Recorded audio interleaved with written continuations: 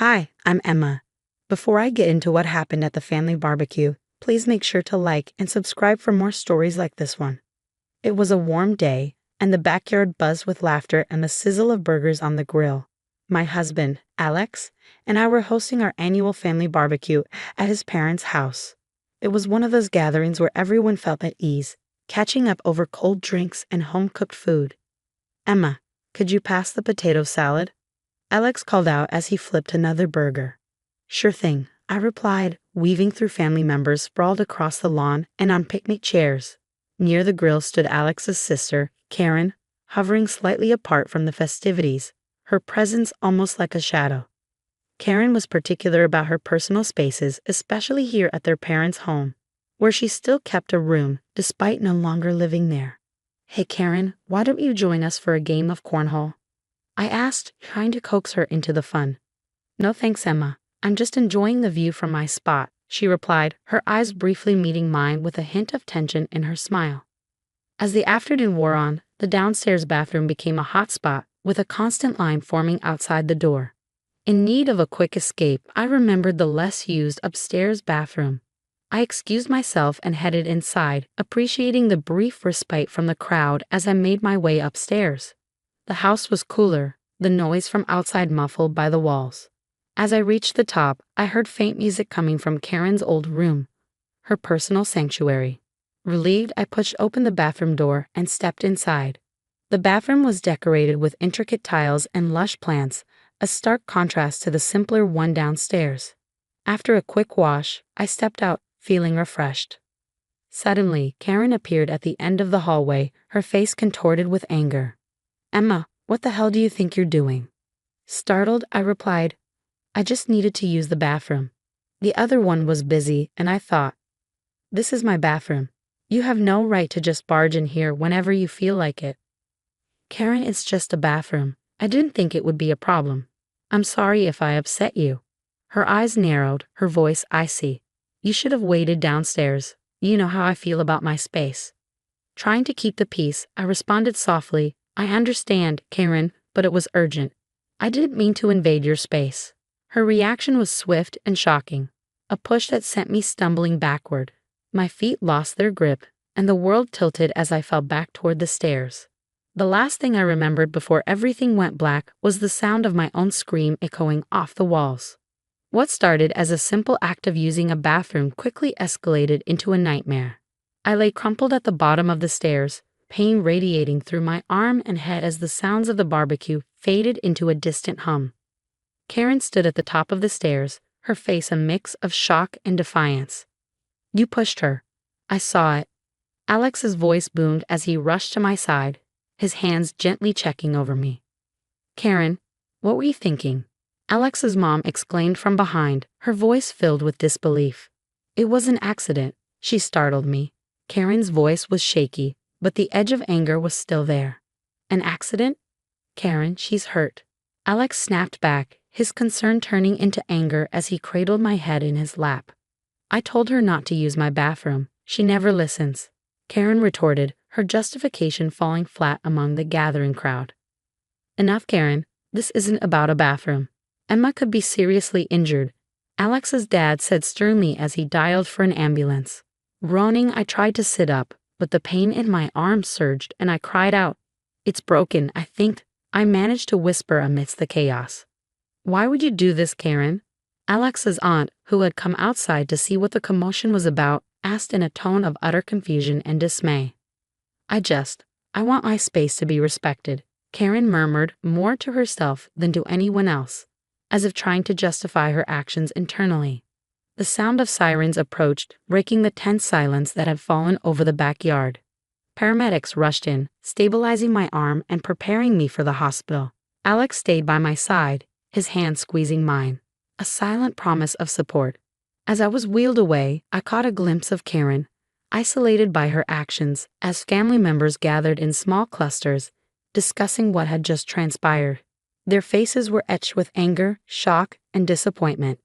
This can't just be brushed under the rug, Alex whispered to his father, his voice filled with a resolve that told me this incident would forever alter our family dynamics.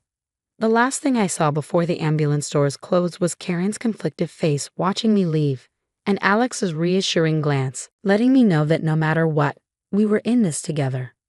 The sterile smell of the hospital mingled with the dull ache in my arm as I lay in the bed, my head still spinning from the fall and the medication. Alex hovered nearby, his face a mixture of worry and anger. "I can't believe Karen would go this far. It's insane," he muttered, pacing back and forth. "Alex, have you spoken to your parents? What's everyone saying?" My voice was weak, but I needed to know. "Some are saying it's just a big misunderstanding, that Karen didn't mean it. But how can anyone justify pushing someone down the stairs?" His voice cracked with frustration. "I know it's hard, she's your sister. But Alex, she hurt me badly," I said, trying to sit up, wincing as pain shot through my arm. Alex rushed over, gently pushing me back onto the pillows. "I know. I'm so sorry, Emma. I can't wrap my head around it." Just then, my phone buzzed with a message from Alex's cousin, Jenny. "Emma, we're all shocked. Some of the family are siding with Karen, saying you provoked her by not respecting her boundaries." Reading it aloud, I felt a surge of frustration. Provoked? By using a bathroom? That's absurd. I don't care what they say. I'm with you. This isn't something we can just sweep under the carpet, Alex assured me, squeezing my hand. The door opened and Dr. Martin walked in, his expression serious. "How are we feeling, Emma? We've got your x-rays back. You have a clean break in your forearm, but thankfully no serious head injuries. We're setting you up for a cast and you'll need plenty of rest." "Thank you, doctor. Do you know when I can go home?" I asked, eager to leave the hospital despite everything. "Tomorrow, if everything looks good overnight. We want to make sure there are no complications from the concussion." As Dr. Martin left, Alex sat down next to me, his eyes somber. "We need to decide what we're going to do about Karen. This can't go on." "Alex, this isn't just about me anymore. It's about ensuring this doesn't happen to someone else. She needs help, real help," I replied, feeling the weight of the situation more than ever. "You're right. I'll talk to my parents again. This isn't just a family squabble. It's serious." As night fell, the soft beeping of the hospital machines kept me company, my thoughts racing about the future. Tomorrow I would go home, but the real healing was just beginning for my body and our family. Back at home, the living room was tense, the usual chatter replaced by a heavy silence as we gathered for the family meeting Alex had arranged. He was determined to address what had happened. Every seat was filled, and everyone's eyes occasionally darted towards the empty chair saved for Karen. When she finally walked in, the room's temperature seemed to drop, her presence sending ripples of discomfort across the room. "You didn't need to call everyone like this, Alex," Karen muttered, avoiding eye contact as she took her seat. "We're here because what you did to Emma is unacceptable, Karen. You hurt her badly, and we need to talk about it," Alex said firmly, his usual easygoing nature gone. "Karen, why did you push Emma?" Grandma asked, her voice trembling slightly, not wanting to believe what had occurred. "It was an accident. I've told everyone 1,000 times. She invaded my space, and I reacted. That's it." Karen's tone was defensive, her arms crossed. "That's not just it, Karen. You could have seriously injured Emma, or worse," I said, feeling the strength of my conviction despite my physical weakness. "A bathroom isn't worth someone's safety. How can you justify hurting someone over something so trivial?" Uncle Joe chimed in, his brow furrowed in confusion. Karen shifted uncomfortably. "I told her before about using my things. She never listens." "I didn't know using a bathroom would lead to me being hospitalized," I replied, my voice firm. "Karen, we need to feel safe around each other. If we can't, then what kind of family are we?" My voice grew stronger, bolstered by the nods of agreement around the room. "It's about respect, Karen," Alex added. "What if something worse had happened? Would you still justify it as protecting your personal space?" Karen looked around, her usual bravado diminishing as she met the eyes of the family. None of them were on her side. I didn't think it was that serious." "It is serious. It's about more than just a bathroom. It's about how we treat each other, about understanding and respecting boundaries that matter." I continued, my gaze steady on her. "You all are making this a bigger deal than it needs to be." Karen stood up abruptly, her chair clattering back. "This is exactly the problem, Karen. Even now, you're not taking responsibility for your actions. Alex's disappointment was palpable. With that, Karen stormed out, the door slamming shut behind her, leaving a resounding echo in the room. The remaining family members exchanged glances, the air filled with a mix of relief and sadness. Alex reached for my hand, giving it a reassuring squeeze. "We'll sort this out, Emma, together," he whispered as the family began to discuss how to heal and move forward, united by a renewed understanding of what truly mattered. Weeks passed, and my recovery progressed steadily. Alex was by my side every step of the way, his support unwavering. Our bond, forged in the adversity we faced, felt stronger than ever. Conversations about Karen grew sparse, her presence in our lives diminishing as naturally as the autumn leaves fell from the trees. I heard Karen lost her job. Alex mentioned one evening as we sat on our porch, the cool air refreshing. "Really? What happened?" My curiosity piqued despite my attempts to distance myself from anything related to her. "Some sort of altercation at work. It seems her temper got the better of her again. A few of her friends have stepped back too." Alex sighed, the disappointment still lingering in his voice. "It's sad, really. I wish it didn't have to come to all this. But maybe it's the wake-up call she needed." I mused, hoping that this might lead Karen to some self-reflection. "Yeah, Maggie. How are you feeling about everything now?" Alex looked at me, his eyes searching for any signs of unresolved pain. "Stronger, in many ways. It's strange, but facing that kind of betrayal from someone you thought was family, it makes you realize the importance of standing up for yourself."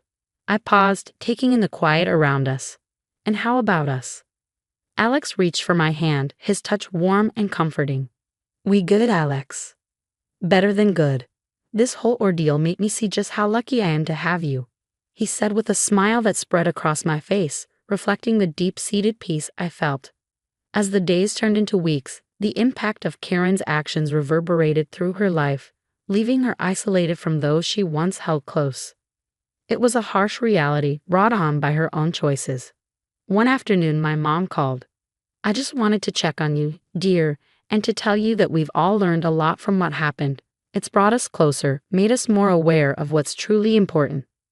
"I feel that too, Mom. It's been a tough lesson, but a necessary one," I replied, the conviction in my voice stronger than ever. Reflecting on everything, I realized the power of self-respect and the vital importance of boundaries. What happened with Karen was a test of my resolve, but it also showcased the resilience not just of an individual, but of a family willing to confront and address toxic behavior. Sitting back, I looked at Alex, feeling an overwhelming sense of gratitude.